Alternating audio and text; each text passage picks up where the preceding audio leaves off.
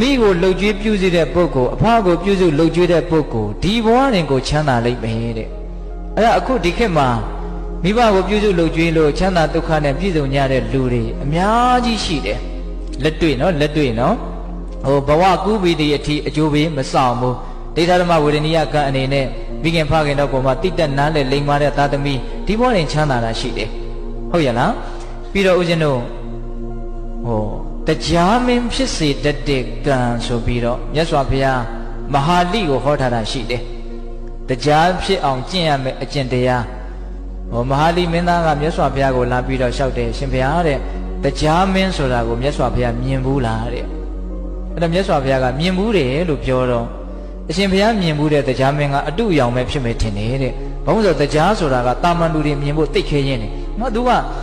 တရားကိုဘုရားတဲ့မြတ်တော်အထင်ကြီးသေးသလားမသိဘူးသိလားအဲ့ဒီမဟာလိဖြစ်နေပုံကအဲ့ဒီမှာမြတ်စွာဘုရားကမဟာလိကိုပြောတယ်တရားမင်းကိုငါမြင်လဲမြင်ဘူးတဲ့တရားဖြစ်အောင်ဘယ်လိုလုပ်ရမယ်ဆိုတာလဲငါကောင်းကောင်းသိတယ်တဲ့တရားအကြောင်းငါအကုန်လုံးသိတယ်အဲ့ဒီမှာတရားဖြစ်အောင်ကျင့်ရမယ်ကျင့်စဉ်ဆိုတာထဲမှာမိခင်ဖခင်ကိုကြွေးမွေးရမယ်ဆိုတာတစ်ချက်ပါတယ်ဟုတ်ရဲ့လားဒါဦးဇင်းတို့မိဘနဲ့ပတ်သက်ပြီးတော့စုဆောင်းထားတာလေးပေါ့လေပြီးတော့သုဝဏသမ္မဇတ်ထဲမှာမိဘကိုပြုစုလုပ်ကြွေးတဲ့ပုဂ္ဂိုလ်များနတ်တွေကတောင်ဆေးကုတယ်လို့ဒါရိုက်ပါဠိတော်ထဲမှာဟောထားတာရှိတယ်အဲ့ဒါပိဿဘောသူတော်ကောင်းတို့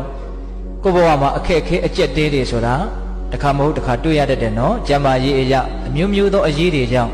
အစင်မပြေတာတွေတွေ့လာရင်ငါမိဘအပေါ်မှာစိတ်ကောင်းနှလုံးကောင်းထားတယ်တတ်နိုင်သမျှပြုစုတယ်လုပ်ကြွေးတယ်အီမန်နဲ့သစ္စာစကားကြောင့်အစင်ပြေပါစေဒီတိုင်မကောင်းဘူးလားအေးကိုယ့်ဘဝမှာအစင်ပြေမှုတွေရနိုင်တယ်နော်နတ်တွေကတောင်ဆေးကုတယ်လို့ပြောထားတယ်ဟုတ်ရလားအေးပြီးတော့ဦးဇင်းတို့ဟိုမင်္ဂလာတရားဖြစ်တယ်တဲ့မိဘကိုကြွေးသူပြုစုလုပ်ကြွေးတာဒါကတော့ပိဿတို့အလုံးသိပြီးသားပါအဲ့တော့မင်္ဂလာဆိုတာဘာတုံးဆိုတော့မကောင်းမှုကိုဖယ်ရှားပြီးတော့ကောင်းမှုတွေကိုတိုးပွားလာစေတဲ့သဘောအဲ့ဒါကိုမင်္ဂလာလို့ခေါ်တာမဟုတ်လားအဲ့တော့မိဘကိုပြုစုလုပ်ကြွေးတယ်ဆိုရင်ဦးဇင်းတို့စိတ်ထဲမှာသဘောပေါက်တာကတော့တေချာပေါက်ဒီပုဂ္ဂိုလ်ဟာနောင်တ